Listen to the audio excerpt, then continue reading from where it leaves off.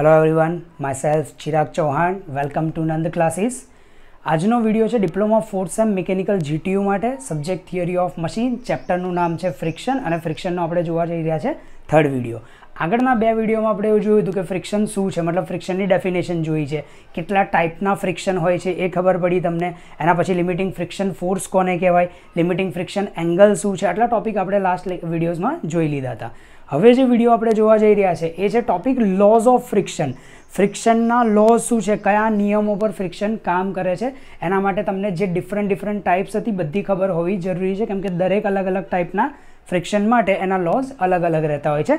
First title તમે જોઈ રહ્યા છો, laws of static friction. Laws of static ફ્રિક્શનમાં સ્ટેટિક કન્ડિશન શું છે યાદ રાખવું પડશે તમારે. ફરીથી એકવાર રિપીટ કરી દઉં છું. સ્ટેટિક ફ્રિક્શનની ડેફિનેશન તમને કીધું હતું કે જ્યારે કોઈ પણ બોડી સ્ટેડી કન્ડિશનમાં છે, મતલબ કે મોશન નથી કરતી, સ્ટેડી કન્ડિશનમાં રહેલી બોડી અને જે અનધર સરફેસ છે, બંને સરફેસીસ વચ્ચે જે પણ ફ્રિક્શન પ્રોડ્યુસ થશે એને આપણે સ્ટેટિક ફ્રિક્શન કહીએ છીએ. અને એવી સિચ્યુએશનમાં કેટલા ટાઈપના લોસ છે ફ્રિક્શનના એ આપણે જોવા જઈ રહ્યા છે. ફર્સ્ટ નંબર પર તમને કીધું છે કે બોડીની ડાયરેક્શન મોશન કરે છે સપોઝ, તો જે ડાયરેક્શનમાં એ મોશન કરશે ફ્રિક્શન ફોર્સની ડાયરેક્શન ઓલવેઝ મોશનથી ઓપોઝિટ જ હશે. ઓલમોસ્ટ બધા ટાઈપના લોઝમાં કોમન રહેશે. આ ગમે તે ટાઈપનું ફ્રિક્શન થતું હોય, આ ફ્રિક્શનનો કોમન લો છે કે જે ડાયરેક્શનમાં બોડી મોશન કરે, અત્યારે તો બોડી મોશન નથી કરતી બટ આ કોમન છે કે બોડી જે ડાયરેક્શનમાં મોશન કરશે એનાથી ઓપોઝિટ ડાયરેક્શનમાં જ ફ્રિક્શન ફોર્સ લાગશે. ઠીક છે. એના પછી સેકન્ડ નંબર પર છે the magnitude of the force of friction is just equal to the force which tends to move the body. તમારે બોડીને મૂવ કરવા માટે જે પણ ફોર્સ આપવો પડે છે, આ લો પર્ટિક્યુલર આ જ સિચ્યુએશનમાં અપ્લાય થશે. ધ્યાન રાખજો, તમને એવું ખબર છે કે અહીંયા બોડી મોશન કરતી નથી.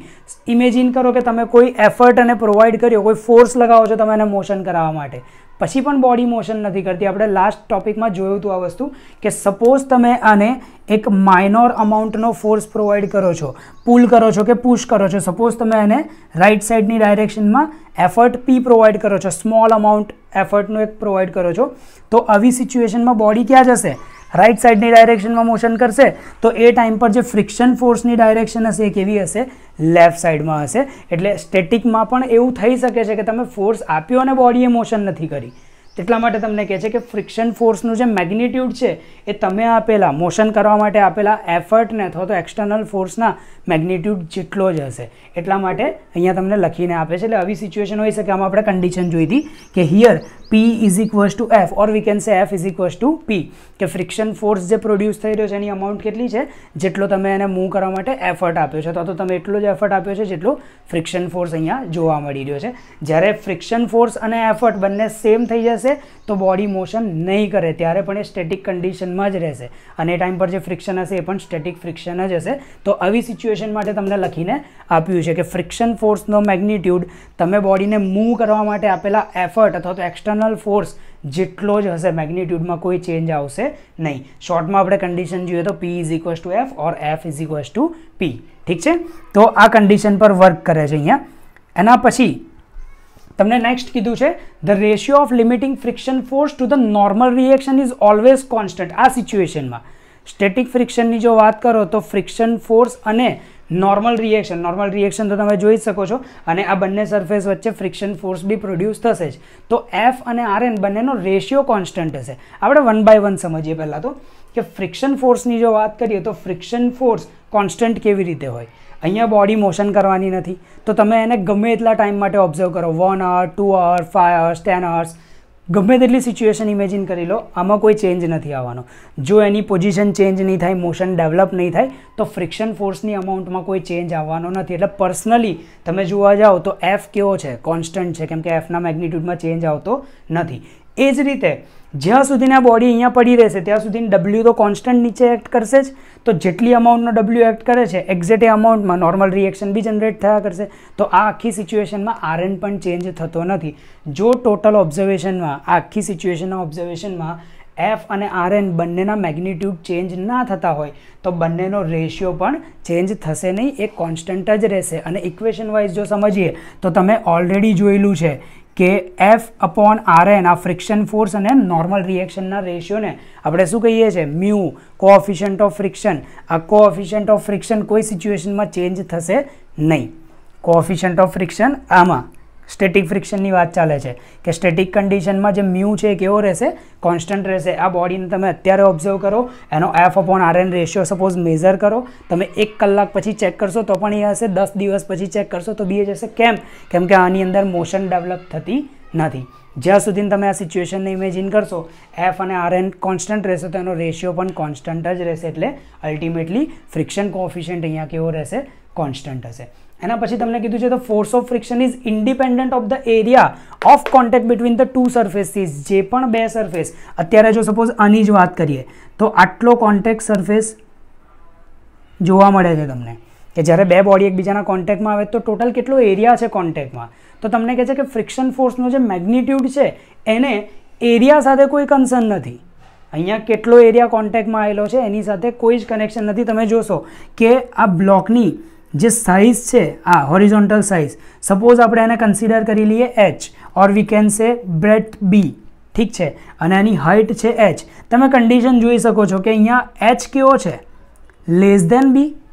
અહીંયા જે hનું ડાયમેન્શન છે તમને શોર્ટ દેખાય છે અને બીનું ડાયમેન્શન કેવું છે, વધારે છે. સપોઝ આ બ્લોકને તમે આમ પણ મૂકી દેશો તો અહીંયા કોન્ટેક્ટ એરિયા ઓછો થઈ ગયો. સી અહીંયા કોન્ટેક્ટમાં કોણ આવે છે, h આવે છે, અને અહીંયા b છે. તો તમે બીને કોન્ટેક્ટમાં રાખો કે એચને કોન્ટેક્ટમાં રાખો, અહીંયા સરફેસ એરિયા કેવો છે, કોન્ટેક્ટમાં વધારે છે. અહીંયા આ જ બ્લોક છે, આનું જેટલું વેટ હતું એટલું જ વેટ અહીંયા ડાઉનવર્ડ ડાયરેક્શનમાં એક્ટ કરે છે.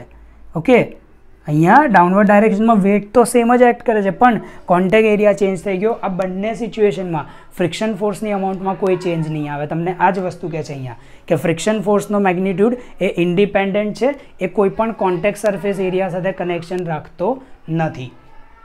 એના પછી નેક્સ્ટ તમને કીધું છે the force of friction depends upon the roughness of the surface in contact.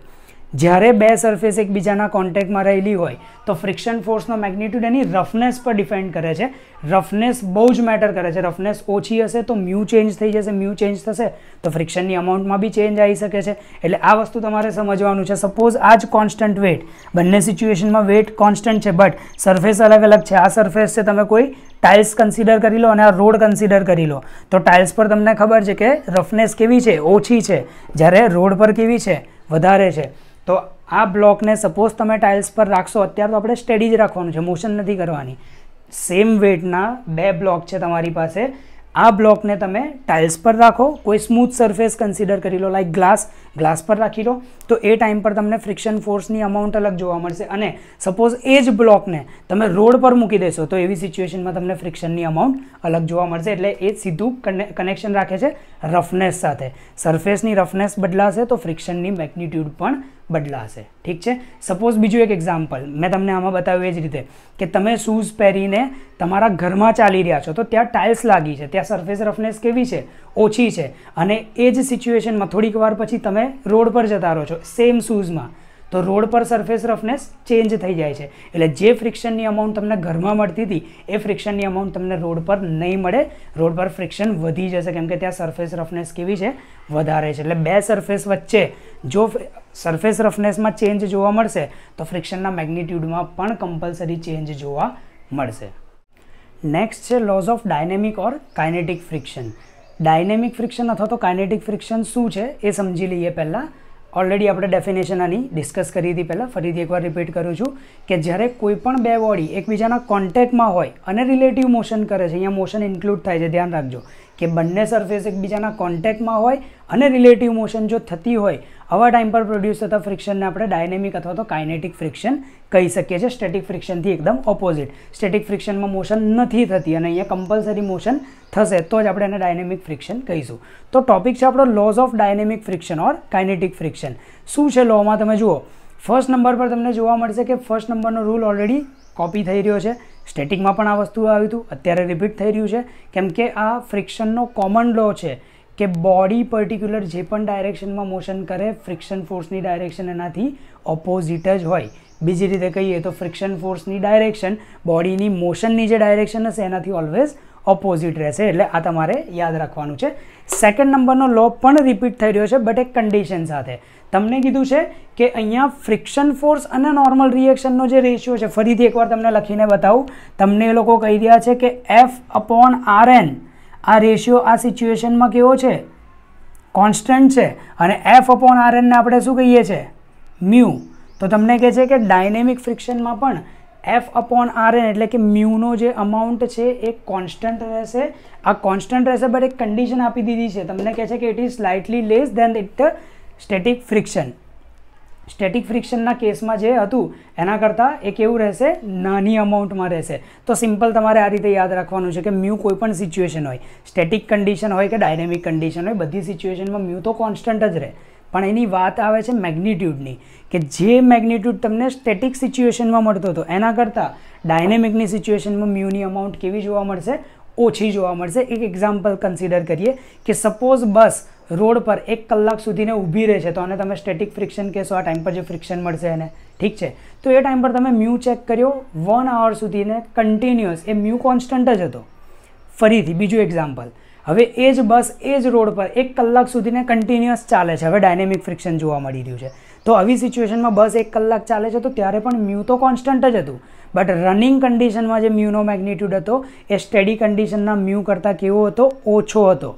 જ્યારે રનિંગ હશે ત્યારે મ્યુની અમાઉન્ટ ઓછી હશે, સ્ટેડી હશે ત્યારે મ્યુની અમાઉન્ટ વધારે હશે. એટલે આમાં એક કન્ડિશન આપી દીધી છે કે ડાયનેમિકમાં પણ મ્યુ તો કોન્સ્ટન્ટ જ રહેશે, પણ ડાયનેમિકના મ્યુની જે અમાઉન્ટ છે, જે મેગ્નિટ્યૂડ છે, એ સ્ટેટિકના મ્યુ કરતાં કેવી છે? ઓછી છે, થોડીક ઓછી. ઠીક છે. એના પછી થર્ડ નંબર પર તમને કીધું છે કે જ્યારે કોઈ બે બોડી કોન્ટેક્ટમાં રહીને મોશન કરશે, relative motion, but moderate speed પર, બેઝિક લેવલની સ્પીડ પર, એવી સિચ્યુએશનમાં જ્યારે એ હશે ત્યારે ફ્રિક્શન ફોર્સ કોન્સ્ટન્ટ રહેશે. જ્યારે કોઈ બે બોડી એકબીજા સાથે રિલેટિવ મોશન કરતી હશે અને મોડરેટ સ્પીડ પર મોશન થતી હશે, તો એવી સિચ્યુએશનમાં ફ્રિક્શન ફોર્સ તમને કોન્સ્ટન્ટ અમાઉન્ટમાં જોવા મળશે, એનો મેગ્નિટ્યૂડ કોન્સ્ટન્ટ જોવા મળશે. પણ જેમ જેમ તમે એની સ્પીડ ઇન્ક્રીઝ કરતા જશો, આ થર્ડ પોઈન્ટની વાત ચાલે છે કે જેમ જેમ તમે એની સ્પીડ ઇન્ક્રીઝ કરતા જશો, ફ્રિક્શન ફોર્સની જે અમાઉન્ટ છે સાયમલ્ટેનિયસલી ઓછી થતી જશે, ડિક્રીઝ થતી જશે. એક શોર્ટ લાઇનમાં તમે યાદ રાખો તો એવું કહી શકાય કે આ સિચ્યુએશનમાં જેમ જેમ સ્પીડ વધશે ફ્રિક્શન ફોર્સ ઘટશે. ઠીક છે. અહીંયા સ્પીડ ઇન્ક્રીઝ થશે તો ફ્રિક્શન ફોર્સની અમાઉન્ટ ડિક્રીઝ થશે, બટ મોડરેટ સ્પીડ પર એ તમને કોન્સ્ટન્ટ જોવા મળશે, કોઈ ચેન્જીસ બતાવશે નહીં. આ વાત છે જ્યારે સ્પીડ વધે છે ત્યારની, કે સ્પીડ વધશે તો ફ્રિક્શન ફોર્સની અમાઉન્ટ ઘટશે, સ્પીડ ઇન્ક્રીઝ થશે તો ફ્રિક્શન ફોર્સની અમાઉન્ટ ડિક્રીઝ થશે. ઠીક છે, ખબર પડી તમને? તો આ રૂલ્સ બધા રિપીટ જ થઈ રહ્યા છે પણ માઇનોર ચેન્જીસ સાથે. ક્લિયર? તો આ જેટલા પણ રૂલ્સ જોયા હતા બધા ડાયનેમિક ફ્રિક્શનના લોઝ છે, આ તમારે યાદ રાખવાના છે. નેક્સ્ટ ટોપિક છે lose of solid or dry friction. હવે આમાં પણ આપણે પહેલાં સમજી લઈએ સોલિડ કે ડ્રાય ફ્રિક્શન કોને કહીએ છીએ. તમને કીધું છે જ્યારે બે સરફેસ એકબીજાના કોન્ટેક્ટમાં હોય, મોશન થાય છે નથી થતી ડઝન્ટ મેટર. તમને કીધું છે કે જ્યારે બે સરફેસ એકબીજાના કોન્ટેક્ટમાં હોય અને બંને સરફેસ ડાયરેક્ટ કોન્ટેક્ટમાં છે, વચ્ચે કોઈ લેયર જોવા મળતું નથી લ્યુબ્રિકેશનનું, તો આવી સિચ્યુએશનમાં જે પણ ફ્રિક્શન પ્રોડ્યુસ થશે એને આપણે સોલિડ અથવા તો ડ્રાય ફ્રિક્શન કહી શકીએ છીએ. અહીંયા તમને લ્યુબ્રિકેશનનું કોઈ લેયર જોવા નહીં મળે, આ સિચ્યુએશન છે. હવે એના લોઝમાં તમે જોશો કે ફર્સ્ટ નંબર પર તમને કીધું છે the force of friction is directly proportional to the normal load between the surfaces. અહીંયા આપણે સ્ટોપ કરીએ. જે પણ બે સરફેસ એકબીજાના કોન્ટેક્ટમાં છે લ્યુબ્રિકેશનના લેયર વગર, તો કહે છે કે એ બંને સરફેસીસ વચ્ચે જે લોડની અમાઉન્ટ છે, તો કહે છે જે પણ ફ્રિક્શન ફોર્સ પ્રોડ્યુસ થાય છે એ ડિરેક્ટલી પ્રપોર્શનલ છે નોર્મલ લોડને. આ નોર્મલ લોડને ડિરેક્ટલી પ્રપોર્શનલ હોવાનો મતલબ શું છે સમજાવો. ડિરેક્ટલી પ્રપોર્શનલનો મતલબ છે જ્યારે કોઈ બે ક્વોન્ટિટીની વાત કરીએ, સપોઝ આપણી પાસે બે ક્વોન્ટિટી છે એક્સ અને વાય, અને જો આપણે એવું કહેતા હોઈએ કે એક્સ ઇઝ પ્રપોર્શનલ, આ પ્રપોર્શનાલિટીની સાઇન છે, x is proportional to y or directly proportional to, તો આ સિચ્યુએશનમાં તમને એવું કહે છે કે જો આ ફેક્ટરના મેગ્નિટ્યૂડ કે ક્વોન્ટિટી કે કોઈ બી વસ્તુ કન્સિડર કરી લો કે અહીંયા જો કોઈ ઇન્ક્રીમેન્ટ આવશે તો ડાયરેક્ટ એની ઇફેક્ટ અહીંયા પણ આવશે. થોડા એક્ઝામ્પલ આપીને તમને સમજાવું. સપોઝ એક ઘરમાં 3 મેમ્બર છે, 3 મેમ્બર માટે મિલ્ક, દૂધનું કન્ઝમ્પશન છે પર્ટિક્યુલર કોઈ એક એક્સ અમાઉન્ટ. જો ઘરમાં 2 વ્યક્તિ વધી જશે બીજા, તો સામે દૂધનું કન્ઝમ્પશન પણ વધી જવાનું. સેમ એ જ રીતે તમે ફૂડની વાત કરો કે ઘરમાં 3 જણ રહે છે, એમને પર્ટિક્યુલર કોઈ ફૂડની ક્વોન્ટિટી જોઈએ છે, જો એ 3માંથી સપોઝ એવું છે કે 2 જણ બીજા એડ થઈ ગયા છે, 5 વ્યક્તિ થઈ ગયા, તો સામે ફૂડનું કન્ઝમ્પશન પણ વધી જશે. એટલે એક ફેક્ટરમાં ઇન્ક્રીમેન્ટ આવે છે તો તરત એની ઇફેક્ટ બીજા ફેક્ટર પર પણ આવશે. હજુ એક એક્ઝામ્પલથી સમજાવું. સપોઝ એક બસ છે, બસ અત્યારે ટોટલી ખાલી છે, એમાં ડ્રાઈવર અને કંડક્ટર સિવાય બીજું કોઈ બેઠેલું નથી. આવી સિચ્યુએશનમાં તમે ચેક કરશો તો તમને આ જે સિચ્યુએશન છે મતલબ જે અમાઉન્ટ છે ફ્રિક્શનની અને જે લોડ છે બસનો અત્યારે તો એ કંઈક અલગ અમાઉન્ટ જોવા મળશે. પણ સપોઝ એવું થયું કે થોડી વાર પછી બસ આખી ભરાઈ જાય છે. આવી સિચ્યુએશનમાં જેમ જેમ બસમાં લોડ વધતો ગયો તો સેમ એ જ રીતે તમે ફ્રિક્શનની અમાઉન્ટ ચેક કરશો તો એ પણ ધીરે ધીરે બદલાતી જશે. એટલે અહીંયા તમને એ રીતે વાત કરી રહ્યા છે કે જે પણ ફ્રિક્શન ફોર્સ પ્રોડ્યુસ થાય છે એ કેવો છે, directly proportional to the normal load. Normal લોડમાં જો ચેન્જીસ આવશે તો તરત ફ્રિક્શન ફોર્સમાં પણ ચેન્જ આવતા જશે. આના સિવાય બીજો ટોપિક કીધો છે કે and opposite to the direction of motion. Body જે પણ ડાયરેક્શનમાં સપોઝ મોશન કરતી હશે એનાથી ઓપોઝિટ ડાયરેક્શનમાં જ એ ફ્રિક્શન ફોર્સ લાગશે. આ લો થર્ડ ટાઈમ રિપીટ થઈ રહ્યો છે. મેં તમને કીધું હતું કે આ કોમન છે. ફરીથી એકવાર રિપીટ કરું છું. Lose of solid or dry friction માટે જ્યારે લ્યુબ્રિકેશનનું લેયર નથી બનતું ત્યારના ફ્રિક્શનની વાત ચાલે છે કે જે પણ ફ્રિક્શન ફોર્સ પ્રોડ્યુસ થશે એ પ્રોડ્યુસ થતા અથવા તો અપ્લાય થતા નોર્મલ લોડને ડિરેક્ટલી પ્રપોર્શનલ હશે. મતલબ કે નોર્મલ લોડમાં અમાઉન્ટમાં ચેન્જીસ આવતા જશે તો એને ઇફ કનેક્ટેડ શું થશે, ફ્રિક્શન ફોર્સની અમાઉન્ટમાં પણ ચેન્જ આવવા લાગશે. બરાબર. અને એ ફ્રિક્શન ફોર્સ બોડીની જે મોશન થતી હશે એની મોશનની ઓપોઝિટ ડાયરેક્શનમાં જ એક્ટ કરશે. આ એનો ફર્સ્ટ લો હતો. સેકન્ડ નંબર પર તમને કીધું છે the force of friction is independent of the area of contact surface for the given normal load. આ પણ રિપીટ થઈ રહ્યું છે કે જે તે ટાઈમ પર જે બી લોડ લાગતો હોય એ સિચ્યુએશનમાં તમે ફ્રિક્શન ફોર્સ જોશો તો એ કોન્ટેક્ટ એરિયા પર ડિપેન્ડ નથી કરતો. ખ્યાલ આવી ગયો? આપણે પહેલાં પણ ડિસ્કસ કર્યું હતું કે પર્ટિક્યુલર ડબલ્યુ વેટની બોડી જ્યારે બીજી સરફેસના કોન્ટેક્ટમાં આવે છે તો કેટલો કોન્ટેક્ટ એરિયા છે એનાથી એને કોઈ કનેક્શન નથી. એ ફ્રિક્શન ફોર્સ તો જેટલી અમાઉન્ટમાં હશે એટલી જ અમાઉન્ટમાં રહેશે. કોન્ટેક્ટ એરિયા બદલાવાથી એની અમાઉન્ટમાં કોઈ ચેન્જ આવવાનો નથી. થર્ડ નંબર પર કીધું છે the force of friction depends on the material of the contact surface. આના પર પણ ડિસ્કશન થયું છે કે જ્યારે બે સરફેસ એકબીજાના કોન્ટેક્ટમાં હોય જેનું મટીરિયલ ચેન્જ થઈ જાય છે તો તરત એ તમને ફ્રિક્શન ફોર્સની અમાઉન્ટ પણ ચેન્જ કરી દેશે. એક સિમ્પલ એક્ઝામ્પલ આપું. સપોઝ બેરિંગ અને શાફ્ટનું કનેક્શન છે. સમજી લો કે તમે શાફ્ટ અને બેરિંગ બંને એકદમ ન્યૂ બાય કર્યા છે અને એનું કોમ્બિનેશન બનાવો છો તો આ ટાઈમ પર તમે ફ્રિક્શન ફોર્સની અમાઉન્ટ જોશો કંઈક અલગ હશે. હવે એ જ શાફ્ટમાં તમે નવી બેરિંગ હટાવીને જૂની બેરિંગ લગાવો છો જે ઓલરેડી ઘસાઈ ગઈ છે, એની જે સરફેસ રફનેસ છે થોડી વધી ગઈ છે તો જૂની બેરિંગ લગાવવાથી ફ્રિક્શન ફોર્સની જે અમાઉન્ટ તમને જોવા મળશે થોડી વધેલી હશે. એટલે કે છે કે સરફેસ જે છે એનું મટીરિયલ કેવું છે એના પર ડિપેન્ડ કરે છે. બીજું પણ મેં તમને એક એક્ઝામ્પલ આપ્યું હતું કે તમે જે શૂઝ પહેરીને ઘરમાં ઊભા છો એ ટાઈમ પર ફ્રિક્શન મેઝર કરો અને એ જ શૂઝ પહેરીને તમે રોડ પર જતા રહો તો ત્યારે ફ્રિક્શન થોડું વધી ગયું હશે. અહીંયા સિચ્યુએશન શું થાય છે, સરફેસ ચેન્જ થઈ જાય છે, મટીરિયલ ચેન્જ થઈ ગયું. જે ટાઇલ્સનું મટીરિયલ છે ડિફરન્ટ છે અને રોડ પર જે મટીરિયલ છે સરફેસનું એ ડિફરન્ટ છે. એટલે કે છે કે મટીરિયલ ચેન્જ થશે તો ફ્રિક્શન ફોર્સની અમાઉન્ટ પણ ચેન્જ થશે. અને લાસ્ટ તમને કીધું છે the force of friction is independent of the velocity of sliding. Sliding વેલોસિટીથી એ ઇન્ડિપેન્ડન્ટ છે. સ્લાઇડિંગ વેલોસિટી સાથે એને કોઈ કનેક્શન નથી. ફ્રિક્શન ફોર્સ એની અમાઉન્ટ એની એ જ રાખશે. વેલોસિટી ચેન્જ થશે મતલબ વધી પણ જશે કે ઘટી પણ જશે એને કોઈ ફરક પડતો નથી. આ પણ સમજીએ આપણે બેરિંગ અને શાફ્ટના કનેક્શનથી. સપોઝ એક બેરિંગ અને શાફ્ટનું તમે કોઈ કનેક્શન કરો છો, થોડાક ટાઈમ સુધીને એવું છે કે 1 hour સુધીને તમે એના આરપીએમ ચેન્જ કરો છો. સ્ટાર્ટિંગમાં તમે રાખ્યા 200 આરપીએમ અને 1 hour પછી તમે ફરીથી એને આરપીએમ ઇન્ક્રીઝ કરો છો 400 આરપીએમ. તો બંને સિચ્યુએશનમાં જે વેલોસિટી છે સ્લાઇડિંગ વેલોસિટી મતલબ સ્લાઇડ થતાં થતાં જેની વેલોસિટી છે વેલોસિટી તમે ઇન્ક્રીઝ કરી દીધી તો પહેલાંના 1 hourમાં અને પછીના 1 hourમાં કોઈ ફ્રિક્શન ફોર્સમાં ચેન્જ જોવા મળશે નહીં. ફરીથી force of friction is independent of the velocity of sliding. Sliding વેલોસિટીમાં ચેન્જ આવશે તો ફ્રિક્શન ફોર્સની અમાઉન્ટમાં કોઈ ચેન્જ આવશે નહીં. અને વેલોસિટી સાથે સ્લાઇડિંગ વેલોસિટી સાથે કોઈ કનેક્શન નથી, એનો મેગ્નિટ્યુડ ચેન્જ થવા દેશે નહીં. તો આ આપણે જોયા સોલિડ ઓર ડ્રાય ફ્રિક્શનના લોઝ. લાસ્ટ છે lose of fluid friction. Fluid friction શું છે પહેલાં સમજીએ. ડેફિનેશન તમને કીધું હતું કે જ્યારે કોઈ પણ બે બોડી એકબીજાના કોન્ટેક્ટમાં હોય પણ બંને વચ્ચે જો ફ્લુઇડનું એટલે કે લ્યુબ્રિકેશનનું કોઈ એક લેયર બનતું હોય તો આવી સિચ્યુએશનમાં પ્રોડ્યુસ થતા ફ્રિક્શનને આપણે ફ્લુઇડ ફ્રિક્શનનું નામ આપીએ છીએ. અને એમાં તમે એવું ના કહી શકો કે બંને બોડી ડાયરેક્ટ કોન્ટેક્ટમાં છે. લ્યુબ્રિકેશનનું લેયર મેન્ટેન થવાથી બંને બોડી પાર્શિયલ કોન્ટેક્ટમાં છે. આવું આપણે કન્સિડર કરીને ચાલવાનું છે. લોઝમાં તમને ફર્સ્ટ નંબર પર કીધું છે the force of friction is mostly independent of the magnitude off load. આ જે રૂલ છે, આ જે લો છે, એ આગળના લોસ કરતાં એકદમ ડિફરન્ટ છે. તમે આગળના જે લોસ જોયા એમાં તમને એવું કીધું હતું કે મેગ્નિટ્યુડ ઓફ લોડ ચેન્જ થશે તો ફ્રિક્શન ઓફ ફોર્સ પર ડાયરેક્ટ ઇફેક્ટ આવશે. ઠીક છે, ત્યાં સીધું કનેક્શન છે લોડ સાથે. જ્યારે અહીંયા એવું કહે છે કે ફ્રિક્શન ફોર્સની અમાઉન્ટને લોડમાં જો ચેન્જીસ આવે છે, લોડનો જે મેગ્નિટ્યુડ છે, અમાઉન્ટ છે, એની સાથે કોઈ કનેક્શન નથી. ફ્રિક્શન ઓફ ફોર્સની અમાઉન્ટ ઇન્ડિપેન્ડન્ટ છે. આવું કેમ? સેમ રીઝન કે અહીંયા ફ્લુઇડ ફ્રિક્શનમાં જે પણ બે બોડી છે ડાયરેક્ટ કોન્ટેક્ટમાં નથી આવતી, એની વચ્ચે ફ્લુઇડનું એક લેયર આવી જાય છે જે એ ફોર્સને, જે લોડને બેર કરવાનું પણ કામ કરે છે. એટલે આ તમારે ડિફરન્ટ છે, યાદ રાખવાનું છે બાકી બધા લોસ કરતાં, કે ફ્લુઇડ ફ્રિક્શનમાં ફ્રિક્શન ફોર્સની અમાઉન્ટ એ મેગ્નિટ્યુડ ઓફ લોડ સાથે કનેક્શન રાખતી નથી, ઇન્ડિપેન્ડન્ટ છે. સેકન્ડ નંબર પર તમને કીધું છે તો force of friction reduces with the increase of the temperature of the lubrication.